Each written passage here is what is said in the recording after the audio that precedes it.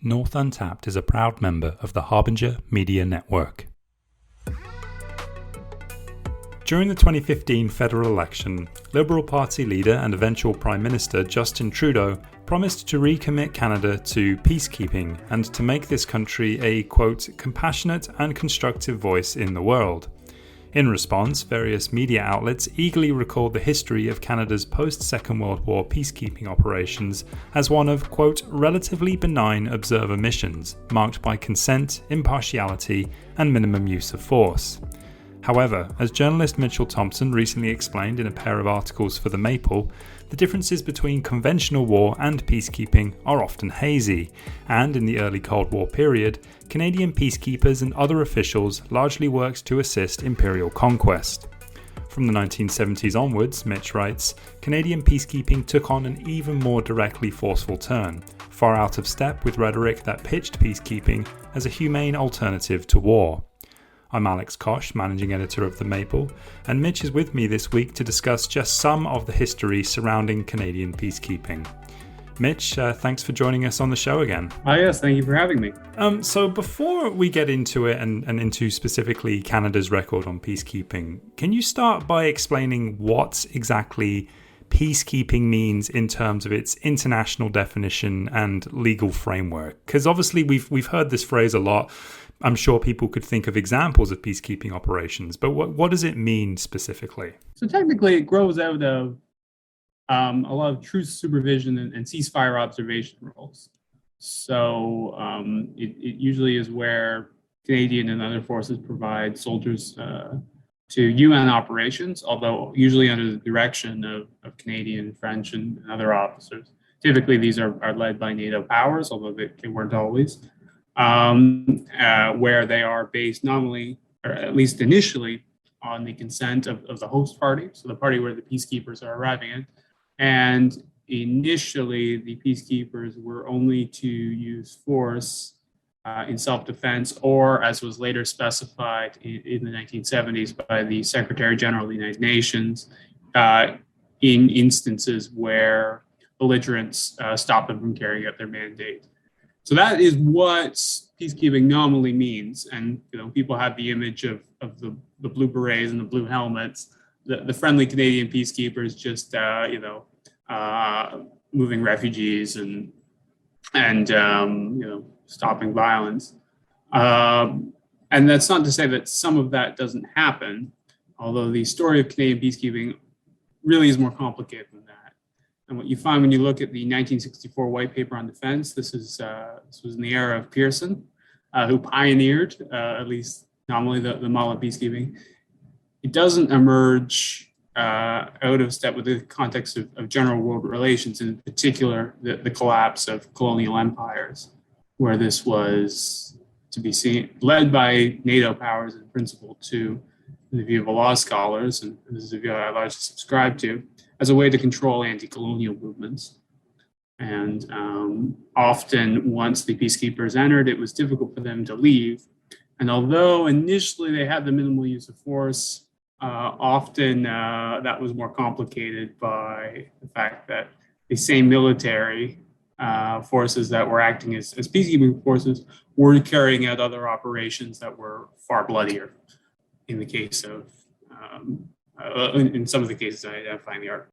Yeah, I do want to revisit that specific point that so often these peacekeeping operations are either coming before or directly after just all-out war-style bombing campaigns.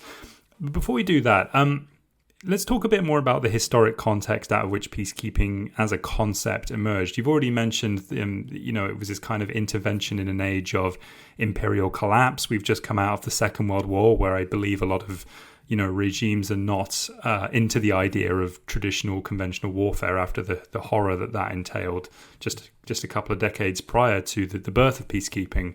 But what are some of the larger world dynamics at play that are kind of, causing this new model of military intervention to be conceived? Yes, well, out of the Second World War, obviously the most important is the foundation of the United Nations.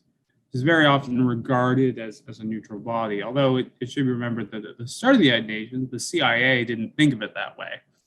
Yeah, the CIA saw the United Nations from the beginning as a way of advancing the American system in a way in which you could find a soft power approach to carrying on the general politics of the Cold War.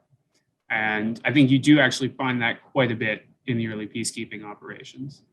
And in particular, in the first part of the article series, we're looking at the overthrow of a leftist government in the Congo and Canadian peacekeepers spying on behalf of an American bombing campaign in Vietnam, not to mention Korea. I think you see that very concretely. And why does this concept figure so prominently in the Canadian cultural and political imagination? Like, what is the picture of Canadian peacekeeping that is painted by the dominant narrative? Yeah, well, I think part of it is that the Liberal Party of Canada really likes to compare the Conservatives to American Republicans. And we think of America emerging as the dominant imperial power at the end of the Second World War, after so much of Europe was destroyed. It really could govern with the rules-based international order. It was the only hegemon, so it played a role in developing the rules of the game, and it didn't need formal colonies because it could rule with commerce and free trade, and with a system of administration. And that often meant, when it needed to, some very bloody unilateral interventions. And Canada has always been an appendage to, it's kind of an ally of the United States. It has participated in a lot of those interventions, but it is obviously something that a lot of people feel uncomfortable by. And so you go looking for quick fixes. I think a lot of it, as I noticed, it really picked up during the War on Terror. Where a lot of particularly liberals and social democrats were uncomfortable by the leading role Canada played in the war in Afghanistan, particularly in the southern provinces. And that was a very destructive and violent war. And so, for lack of an alternative, people went looking for the good old days when things were less violent. But things were only, Canada could play that role because the United States was the dominant power at that time. And you often see that the peacekeeping Canada did, as we mentioned earlier, worked in tandem with very brutal American war making. And it's this kind of like ironic thing where like people invoke the idea of Canadian peacekeeping as a way to distinguish this country from the kind of, quote unquote, more aggressive approach taken by the United States, when in fact so many of these peacekeeping operations are directly in service of the very empire that we're supposedly trying to distinguish ourselves against. Would that be a good way to summarize it, do you think? Yeah, if not actively in tandem. I mean, the Canadian military was not neutral in these conflicts, and very often you did find peacekeepers working with other interventions. And how much of it was ordered from the top, we're never quite sure. But you'd have to go case by case. But in the Congo, the Canadian peacekeepers gave the location of Patrice Lumumba to the Belgian paratroopers, who had him executed and overthrown and replaced by a right-wing dictator supported by the United States. In Vietnam, the Canadian peacekeepers spied on Hanoi and gave the American military information to carry out a more effective bombing campaign. The idea that this is separate from the wider operations of NATO and of the power politics of American and North American imperialism, I think is a little naive. So you gave two very clear examples there where Canadians, in the case of Congo, like actively furnished murderers with information that led to the death of, anti-imperialist hero Patrice Lumumba. In the case of Vietnam, Canadian personnel were functioning as, I think the quote was, listening posts on behalf of the invading US Army. How far back do we need to go before we really start seeing this blurring of, actively abetting imperial conquest versus, what might be imagined as legitimate peacekeeping? Was there ever really a golden age in which Canadians did conduct useful peacekeeping, or have these lines always been blurred right from the beginning? Well, I think these are rational actors, in that if you think about what do we mean by peace, it's a lot of maintaining the status quo. And so peacekeeping operations are largely concerned with maintaining the status quo, and where the United States is the dominant power, that is going to be a factor. now, there are legitimate refugee evacuation operations that were carried out by humanitarian workers, but those were always qualified by the broader imperial aims of the Canadian foreign policy apparatus and of the Canadian government in tandem with its American allies. So, it's not the sense so much that it is that there's a hierarchy of priorities, but this is what peace means in an unequal world. So in the case of Lumumba, this is such a brazen example, I think, of Canadian peacekeepers, interfering with the affairs of a newly independent country. So the paratroopers who killed Lumumba were Belgian. So what was the stake that the US had here in the kind of broader geopolitics, and why did Canada have an interest in siding with the colonial oppressor? Yeah, well, Patrice Lumumba was a left winger. He was imagined himself as a socialist, and out of the collapse of empires, should be remembered that Lester Pearson, who's credited with the founding of peacekeeping, regarded NATO as actually much more important. Regarded the creation of NATO as one of his more important projects, or regarded the creation of NATO as his more important project personally. He was an ardent Cold Warrior, and as were all Canadian governments in this time. So at the same time that Canadian peacekeepers entered initially at the request, some qualifications there, but at the request of the government of the Congo, Howard Green, Foreign Affairs Minister, was calling Lumumba an enemy and an active threat. And the Canadian military apparatus had been designed really for a war against socialism and against communism, to really be an apparatus of the Cold War. So it isn't a surprise that once you send troops there, even under a peacekeeping mandate, that is how they're going to behave. And do you think that's down to, because we see so many examples of this in the two articles you write, are Canadian troops, are the rules themselves for peacekeeping blurry, or, are we seeing people kind of taking it upon themselves to somehow violate the mandate of peacekeeping? What's the main factor here? What's interesting is that the rules themselves are often set, although there are standards for peacekeeping operations drafted by the UN, but on the ground, the actual orders are often given by officers from the intervening country. And when you go down to the granular level of what is the rules around the use of arms, what are the arms they're allowed to use, what are the particular operations, very often you find the actual peacekeeping mandate is blurred in favor of standard military protocol. In the forthcoming article, we're going to talk about Somalia. In that case, the review that happened after the torture scandal was that none of the peacekeepers had studied anything about peacekeeping. They considered it a straight military operation. And indeed, in the review, the panel had a hard time criticizing that because they really had difficulty defining themselves what the rules of peacekeeping were. In fact, they weren't even sure what technically counted as a peacekeeping mission. There were some questions around Korea, questions around a few other operations. So the rules are definitely hazy, but the Canadian military is the Canadian military, and it has aims and it has operational standards of its own. When it's on the ground, and you tend to see that takes place. And you tend to see those take hold, particularly when the checks and balances are fairly weak, as they are in all these cases. Yeah, let's talk about the example of Korea a second, because obviously there are two phases here. There's an open combat phase where, Canadians, I don't think, are even pretending to be peacekeepers there, but then the peacekeepers come in after an incredibly destructive bombing campaign, including the use of napalm. So talk to me about that.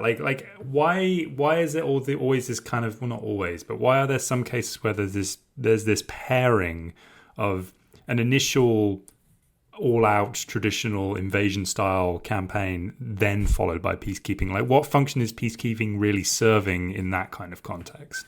Yeah, I think it's a fascinating question. Yeah, so Korea in a lot of cases sort of identifies the prehistory of peacekeeping. So the prime minister at the time, Louis Saint Laurent, who took over directly after Mackenzie King, who was the prime minister throughout the course of World War II.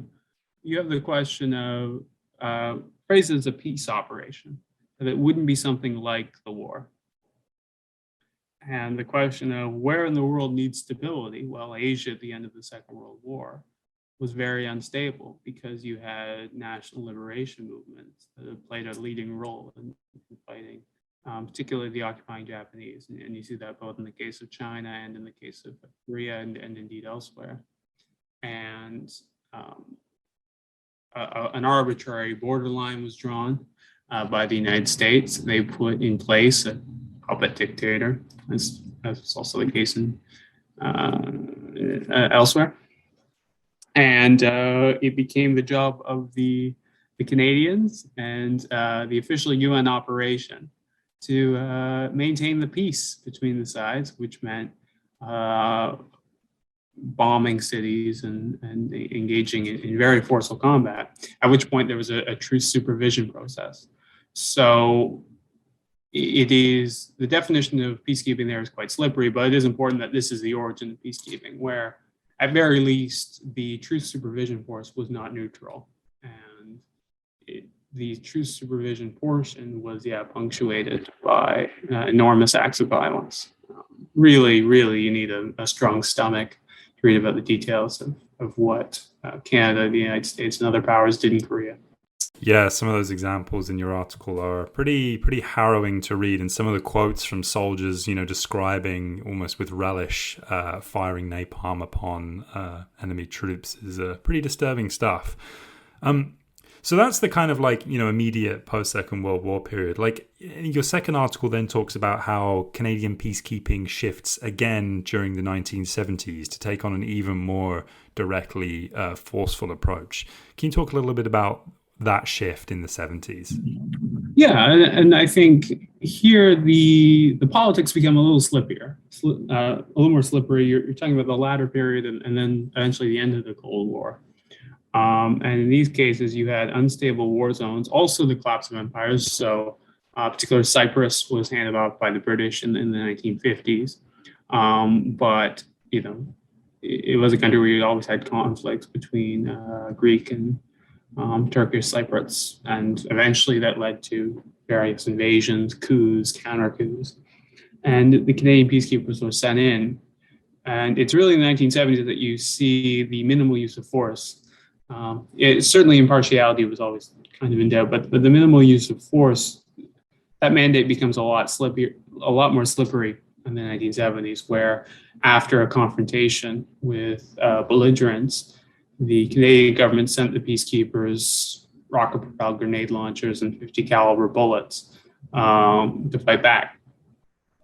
Now that may have been in self-defense, although the UN also clarified that the use of force no longer had to be purely in the case of self-defense, but it challenges a lot of the standard narrative of what peacekeeping is when you read about the Canadian peacekeepers being sent rocket-propelled grenade launchers and stuff like that. And then that becomes even more slippery when you talk about the breakup of Yugoslavia and some of the other operations where the peacekeepers were told to open fire on enemy factions, and indeed eventually helped coordinate some of the NATO airstrikes, which were enormously destructive. Right. So in Yugoslavia, it was a peacekeeping force which preceded the NATO bombing campaign that was incredibly destructive. Am I getting that right?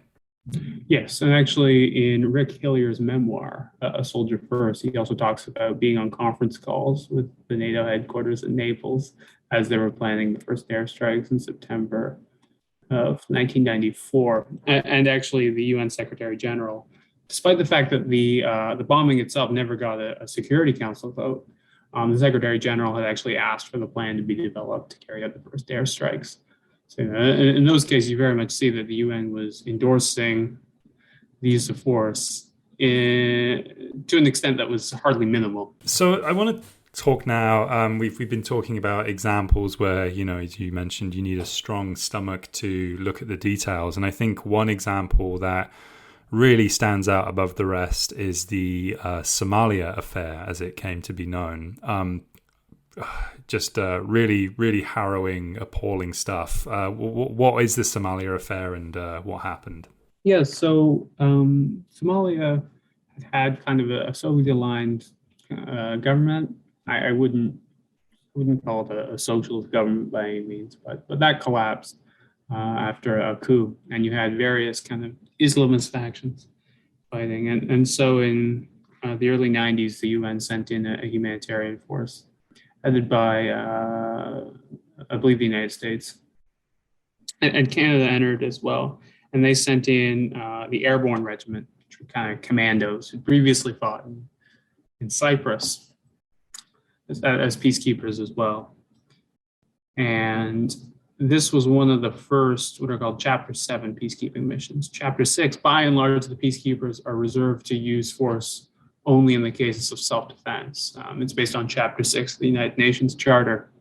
Chapter 7 broadens the ability of peacekeepers to use force quite a bit against sabotage, to protect civilians, to ensure the mandate, and it becomes much more slippery.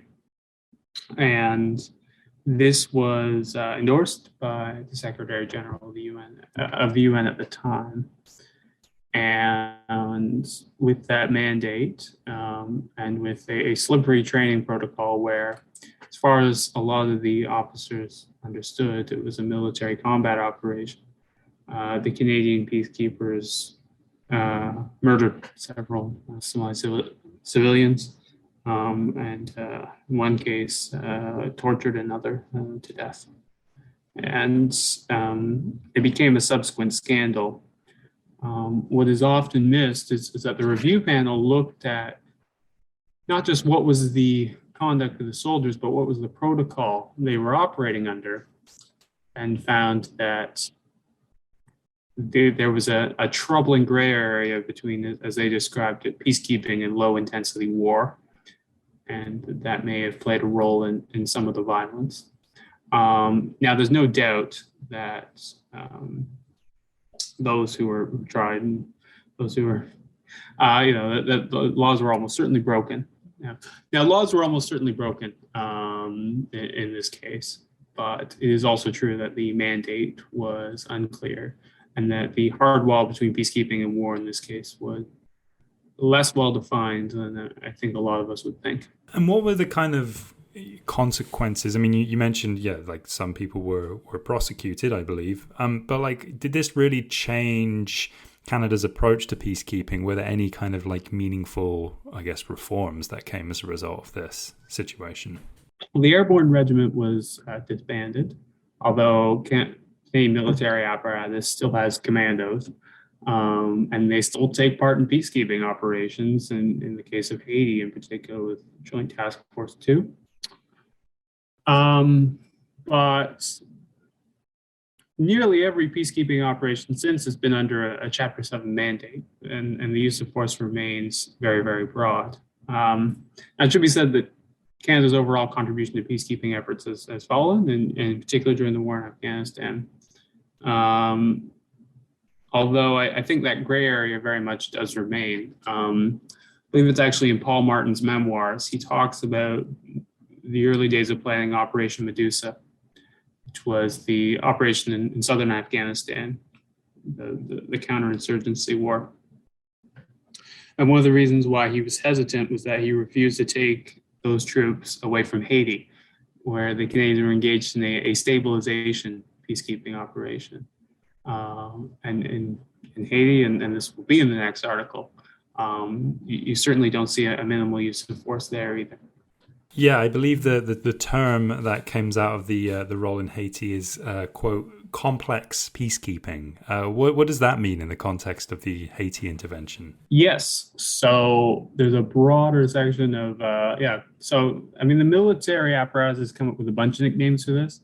One I quite liked was muscular peacekeeping.